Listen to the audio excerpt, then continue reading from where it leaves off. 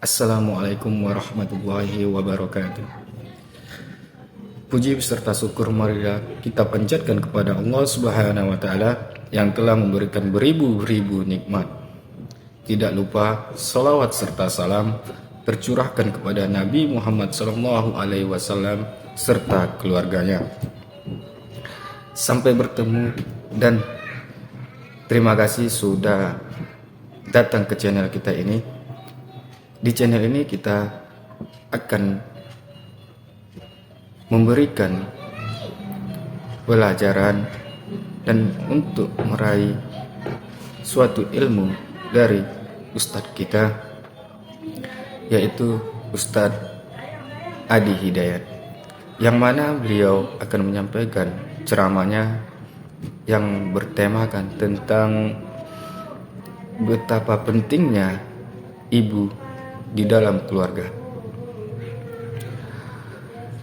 Semoga saudara-saudaraku sekalian bisa mencerna dan mendapatkan ilmu dari video ini tersebut, dan semoga kita dalam lindungan Allah Subhanahu wa taala dan selalu diberikan kesehatan serta kenikmatan, dan tidak lupa kita selalu bersyukur kepada Allah Subhanahu wa taala. Tidak perlu berlama-lama lagi, marilah kita simak video dari Ustadz kita ini bersama-sama. Tapi anak ibu dititipkan pada orang lain, sehingga dia mendapatkan karakter dari perawatnya, bukan dari ibunya. Jadi wajar kalau dia nggak kenal ibunya, wajar kalau nggak akrab, wajar kalau dia mencari jati diri di luar, karena dia nggak kenal ibunya.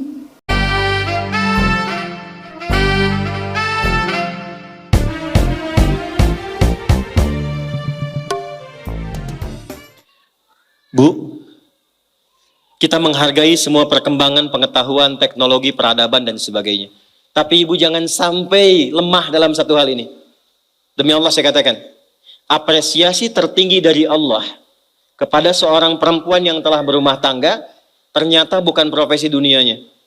Tapi ketika ibu bisa optimal menjadi seorang ibu dengan semua tugasnya. Kalau belum menikah, jadi seorang anak dengan tugasnya. Kalau menikah belum punya anak, jadi seorang istri dengan tugasnya. Nanti saya turutkan hadis-hadisnya. Jadi ibu itu ke surga, maaf ya, kalau nanti masuk dengan izin Allah misalnya, tingkat tertingginya itu bukan karena misalnya aktif mendampingi kegiatan di luar. Bukan karena aktif punya kegiatan banyak dengan teman-teman, bukan. Yang paling utama itu di rumah, anak bagaimana? Sehingga ketika suami pulang, dia membawa satu hasil dari kegiatannya. Dalam lelahnya dia menikmati candanya yang telah menyelesaikannya istrinya. Itu bu, setiap apa yang dikerjakan kalau benar demikian, perhatikan hadisnya di At-Tirmidzi. Idza shallatil mar'atu shalataha wa shamat shamaha wa hafizat farjaha qila laha yaumal qiyamati udkhulil jannata min haitsu syi'ti. Kalau ada seorang perempuan enggak pernah salat sunnah, cuma salat fardu saja. Enggak pernah puasa sunnah, puasanya Ramadan saja. Dia menaati pada suaminya, menjaga kehormatan keluarganya. Dia menempatkan tugas di rumah sebagai tugas utamanya. Maka apa yang terjadi? Qila laha yaumal qiyamati. Dikatakan kepada perempuan ini saat kembali kepada Allah di yaumil hisab. Udkhulil jannata min haitsu syi'ti. Cepat langsung masuk surga dari pintu mana saja yang kamu kehendaki. Enggak ada hisab.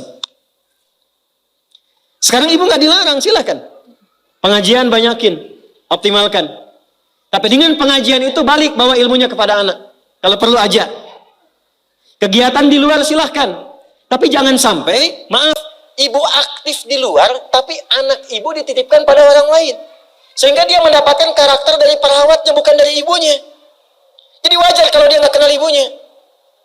Wajar kalau nggak akrab. Wajar kalau dia mencari jati diri di luar. Karena dia nggak kenal ibunya. Bangga kalau sudah banyak penampilan bisa dirubah. Ibu nggak khawatir kalau anaknya mencari perhatian di luar.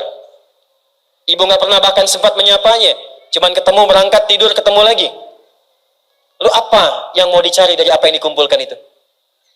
Nah, Sayyidah Khadijah itu sebelum Nabi pulang itu sudah khatam. Makanya kita belum pernah dengar kan kisah cerita Fatimah merewelkan Nabi. Pernah nggak? Umi Kulsum merepotkan Nabi? Nggak ada. Dan selalu silent kisahnya. Pulang ke rumah itu selalu kisah di rumah itu tenang. Nggak ada satupun bab problem rumah tangga Nabi dengan anak, nggak ada. Siapa perannya? Sayyidah Khadijah, karena beliau mengerti optimalnya harus dari beliau, sehingga ketika suami pulang nggak ada diskusi beban lagi yang bertambah untuknya. Silahkan punya aktivitas di luar rumah, tapi ibu akan dimuliakan sebagai seorang ibu, anak dan istri ketika pulang kembali ke akhirat kelak. Itu satu. Dua, saya agak cepat sekali. Yang pertama, prioritas keluarga, Bu, anak, untuk ibu ya. Selanjutnya, harta. Mohon maaf sebesar-besarnya. Sayyidah Khadijah, walaupun mendapatkan penghasilan dari aktivitas dagangnya, tidak pernah menjadikan bagian harta beliau hanya untuk dikuasai bagi pribadinya. Dan gak pernah ada perjanjian pranikah misalnya. Ya Muhammad SAW, saya nikah punya harta segini ya. Kalau nanti ada kejadian ini jangan diambil ya, gak pernah. Apapun yang diusahakan, maka dikumpulkan menjadi satu untuk mensupport cita-cita mendapatkan yang tertinggi di hadapan Allah. Ibu apapun yang didapatkan kalau punya penghasilan, pendapatan dan sebagainya, dudukan jadi satu sebagai harta keluarga bersama. Rumuskan untuk anak-anak. Anak pertama mau kemana? Bikin tabungan, bikin persiapan. Anak kedua seperti apa? Anak ketiga bagaimana? Bicara dengan suami. Maka ini diantara ciri yang pernah diajarkan oleh Sayyidah Khadijah. Sekalipun dagangannya cukup banyak, tapi semua yang dihasilkan untuk mensupport kegiatan yang diarahkan pada tujuan yang sama, surga. Jelas? Oke, yang terakhir, meluangkan waktu untuk diskusi, bicara, ngobrol yang saling menguatkan, bukan mengungkit kekurangan. Tuh. Nabi Muhammad sibuk gak? Hah? Sibuk gak? Banyak tantangan gak? Tapi ketika pulang ke rumah, ngobrolnya itu dengan Sayyidah Khadijah selalu yang baik-baik, yang romantis, yang saling menguatkan. Gak pernah ada satupun kalimat tercatat di dalam lisan Sayyidah Khadijah, kenapa sih begitu sibuk? Datang ke rumah cuma bawa masalah. Kenapa sih gak punya waktu? Kenapa sih banyak kegiatan di luar? Tapi ketika pulang ke rumah, aku selalu mendukungmu. Nabi mengatakan kegiatanku ini, dan ini. Aku akan berangkat ke sini menemui si fulan. Baiklah, siapkan, optimalkan, Allah pasti melindungi. Sehingga semua kegiatan, beban yang dirasakan, itu ketika berangkat gak sendirian. Jadi beliau pun dalam sendirian pun merasakan aura-aura Sayyidah Khadijah. Mau berangkat kerja, merasakan pesan dari istri. Pulang dari situ, ditinggal pun istri merasakan pesan dari suami. Ini yang harus dioptimalkan. Dan ibu, apa yang terjadi? Ketika dimanapun suami beraktivitas dengan pola seperti ini, maka Allah menjaga ikatan pertalian rumah tangganya, sehingga dijaga dari sifat-sifat rentan yang kemungkinan bergeser atau menodai kehidupan rumah tangganya. Maaf, ini bahasanya agak halus ya. Jadi kalau ada godaan dari pihak lain itu tidak mudah untuk mendapatinya, karena kalimat istri sudah sampai pada jiwanya. Sepeninggal beliau pun ketika Sayyidah Khadijah meninggal, itu kemimpinya terbawa. Karena kenapa? Dialognya nyambung. Khadijah, Khadijah, Khadijah. Ke bawah. Bisa nggak menciptakan suasana itu? Jadi kalau kita simpulkan, satu, tingkatkan hubungan dengan Allah lewat skema sholat dengan baik. Yang kedua, jadi ibu yang paripurna yang memperhatikan keadaan anak, keluarga dengan sempurna. Sekalipun ada aktivitas di luar, pastikan yang di dalam baik dulu. Yang ketiga, pintu dialog yang dibuka untuk saling menguatkan dengan pasangan. Itu terjaga, itu optimal, istiqomah aja Bu, 3 itu sampai dengan meninggal. Maka silahkan tunggu panggilan pulang.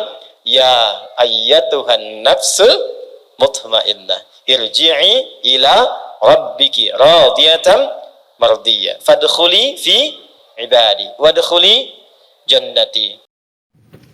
Alhamdulillah. Alhamdulillah, puji syukur telah kita ucapkan kepada Allah Subhanahu wa Ta'ala, di mana kita diberi kesempatan dalam mencerna isi video tersebut. Demikian saya sampaikan kepada saudara-saudaraku, semoga video tersebut bermanfaat bagi saudaraku serta diri saya sendiri. Jika terdapat hal baik, berarti dari Allah, dan jika terdapat hal yang buruk, itu datang juga dari Allah. Mohon maaf jika kesilapan ada dalam pembahasan saya dan ucapan saya. Semoga saudaraku harap memaafkannya. Saya sudahi. Wassalamualaikum warahmatullahi wabarakatuh.